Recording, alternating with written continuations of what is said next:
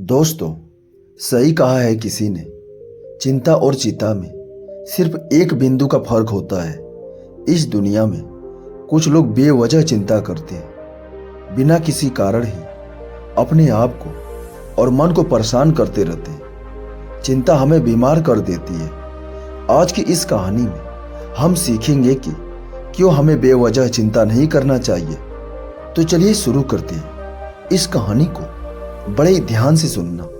एक गांव में एक किसान था जिसे एक बहुत ही बुरी आदत लग चुकी थी, और वह आदत थी बेवजह चिंता करने की। हर समय किसी ना किसी चीज की चिंता करता ही रहता। वह हर समय सोचता रहता कि कहीं मेरे साथ कुछ गलत न हो जाए, जबकि उसकी जिंदगी में अभी तक सब कुछ ठीक ही चल रहा था। उसके पास एक बड़ा सा खेत था जिसमें अच्छी खासी फसल हो जाती थी। खेती करने के लिए 2 बैलगाड़ियां थी, एक अच्छा घर था, एक पत्नी और 2 प्यारे बच्चे थे। लेकिन फिर भी वो किसी न किसी अनहोनी के बारे में सोचकर बेवजह चिंता करता रहता। कभी सोचता कि अगर मेरी फसल में कीड़े लग गए तो क्या होगा, अगर आवारा पशुओं ने फसल को बर्बाद कर दिया तो क्या होगा, अगर सूखा पड़ गया या अत्यधिक बारिश हो गई तो मेरी फसल खराब हो जाएगी। ऐसी वह भविष्य की अन्य बातों के बारे में सोचकर बेवजह ही चिंता में डूबा रहता था। जैसे कि कहीं खेती के समय मेरे बैल बीमार न पड़ जाए, मेरे बच्चों का भविष्य कैसा होगा, कहीं बुढ़ापे में मुझे कोई बीमारी न हो जाए, मेरे बच्चे बुढ़ापे में मेरा ख्याल रखेंगे भी या नहीं, वगैरह वगैरह। अपनी इस लगातार बेमतलब चिंता करने की आदत से वह बहुत ही परेशान होने लगा, और वह बेचैन और परेशान लगता था, और अब उसका किसी भी काम में मन नहीं लगता था। उसकी पत्नी ने इस बात को अनुभव किया कि उसे बिना मतलब चिंता करने की आदत पड़ चुकी है। उसने उसे कई बार समझाने की कोशिश भी की, तुम बेवजह चिंता करना छोड़ दो, लेकिन उसके समझाने का कोई मतलब नहीं रहा।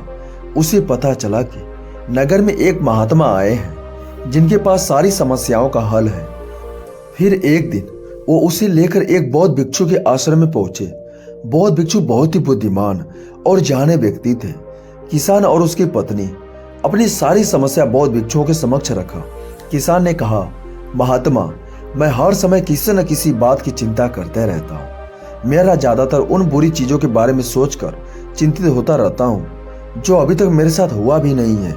किसान की समस्या को पूरे ध्यान से सुनने के बाद बौद्ध भिक्षु ने कहा, ठीक है, तुम दोनों कल सुबह आना और फिर मैं तुम्हें तुम्हारी समस्या का समाधान बता दूंगा।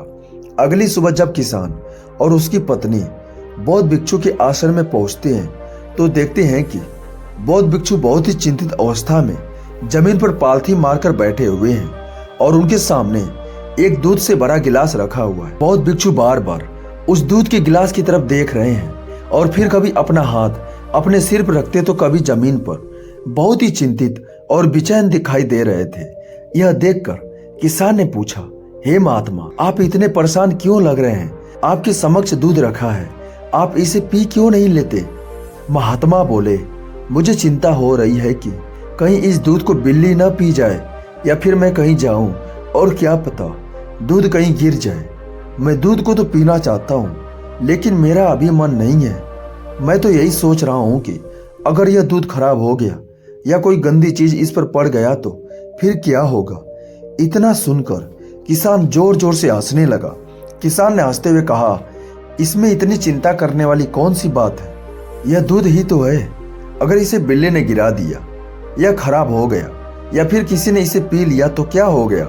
यह आपको दोबारा मिल जाएगा। और वैसे भी आपका चिंता करना व्यर्थ है, क्योंकि न तो अभी से बिल्ली ने गिराया है, ना ही खराब हुआ है, और ना ही अभी इसे किसी ने पिया है, और हो सकता है कि भविष्य में भी ऐसा हो ही ना। किसान के मुंह से ये बातें सुनकर बौद्ध भिक्षु मुस्कुराए और बोले, मैं भी तो तुम्हें यही समझाने का प्रयास कर रहा हूँ कि भविष्य की उन घटनाओं की चिंता करना व्यर्थ है जो अभी हमारे साथ हुआ ही नहीं है, और बहुत बड़ी संभावना है कि वह कभी होगा भी नहीं। और अगर हो भी गई तो जिस चीज को तुम एक बार हासिल कर सकती हो उसे तुम दोबारा भी तो हासिल कर सकते हो, और अगर नहीं कर पाए तो कोई बात नहीं, क्योंकि समस्याओं के आने के साथ ही उन समस्याओं का सामना करने की हिम्मत भी अपने आप ही आ जाती है। ये बातें सुनने के बाद किसान को लगा जैसे किसी ने उसके गाल पर थप्पड़ मारकर उसे नींद से जगा दिया हो। उसे महसूस हुआ कि वह भी तो यही गलती कर रहा है। वह भी तो भविष्य की उन घटनाओं के बारे में सोचकर चिंतित हो रहा है जो अभी तक घटी ही नहीं और शायद कभी घटेगी भी नहीं। और वह फिर बौद्ध भिक्षु के चरणों में गिर पड़ा और कहने लगा, इतनी आसानी से मुझे मेरी गलती का एहसास करवाने के लिए आपका बहुत बहुत धन्यवाद। और अब से मैं पूरा प्रयास करूंगा और मैं बेवजह चिंता करना बंद कर दूंगा। दोस्तों, जापान में एक लोकप्रिय कहावत है, अगर तुम चल रहे हो तो सिर्फ चलो, अगर तुम खा रहे हो तो सिर्फ खाओ, लेकिन एक समय में सिर्फ एक ही काम करो, चिंता न करो। इस लोकप्रिय कहावत का अर्थ ने मुझे हैरान कर दिया था और सच कहूं तो मुझे ऐसा लगता है कि कहावत के अर्थ में ही वो राज छुपा हुआ है जिसे अगर किसी ने अच्छे से समझ लिया और अपने जीवन में उतार लिया तो वह चिंतन के बंधन से हमेशा हमेशा के लिए मुक्त हो जाएगा।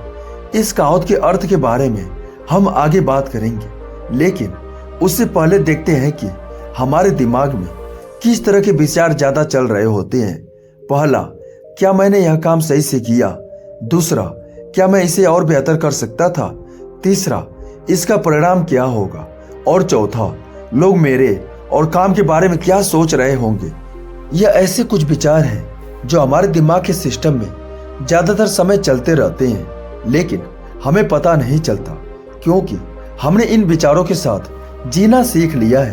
और हमारा दिमाग काम भी ऐसे ही करता है कि अगर हमने इसे किसी काम को कई बार करवा लिया तो फिर ये उसे अपनी आदत बना लेता है और फिर हमारे चाहे बिना भी उस काम को करने का प्रयास करता है। शुरुआत में तो हम किसी भी काम को अपनी इच्छा से पूरे होशो हवास में करते हैं, लेकिन बाद में वह हमारी आदत बन जाता है और फिर हम बस बेहोशी की हालत में बिना सोचे समझे उस काम को करते चले जाते हैं। जब एक छोटा बच्चा छोटा होता है तब उसे पता नहीं होता कि चिंता क्या है, लेकिन जैसे वह बड़ा होता है माँ बाप कहना शुरू कर देते हैं, बेटे आपको होमवर्क करना है, आपको उसकी चिंता नहीं हो रही, आपके एग्जाम आने वाले हैं, आपको उसकी चिंता करनी चाहिए। और ऐसे न जाने कितनी सारी चीजों के लिए बच्चों के आसपास के लोग उसे चिंता करने के लिए कहते हैं और वह छोटा बच्चा इस बात को मान लेता है और किसी भी काम को करने के लिए हमें उसकी चिंता करनी पड़ती है। और फिर वो भी किसी काम की घटना के बारे में बार बार सोचने लगता है। शुरुआत में तो वह यह काम जानबूझकर करता है, लेकिन धीरे धीरे उसका मन इसे अपनी आदत बना लेता है और करना चाहते हुए भी उसका मन एक ही विचार के बारे में बार बार सोचता रहता है और फिर वो अपनी पूरी जिंदगी चिंता के इस जाल में फंसकर रह जाता है। लेकिन अब प्रश्न यह उठता है कि इसका समाधान क्या है? तो इसका समाधान है ऊपर बताई गई उन कहावत का अर्थ है, यानी जागरूकता। हमें अपने विचारों के प्रति जागरूक होना पड़ेगा। हमें थोड़ी देर रुककर इस बात पर ध्यान देना होगा कि कहीं हम ना चाहते हुए भी एक ही घटना के बारे में तो बार बार नहीं सोच रहे हैं। हमें पूरी जागरूकता के साथ यह देखने का प्रयास करना होगा कि पूरे दिन हमारे अंदर किस तरह के विचार उठते रहते हैं। अब आप पूछ सकते हैं, केवल जागरूकता क्या करेगी? मैं कहता हूं यह काफी है।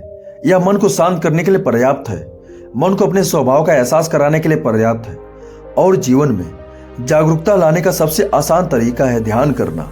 ध्यान करने के दौरान अपने विचारों पर ध्यान देना, और जब आप पूरी जागरूकता के साथ अपने विचारों पर ध्यान देना शुरू कर देंगे तब आप पाएंगे कि आपके मन में चलने वाले गैर जरूरी विचार एक एक करके अपने आप ही गायब होना शुरू हो जाएंगे और फिर आप एक आनंदित और शांत जीवन अनुभव कर पाएंगे।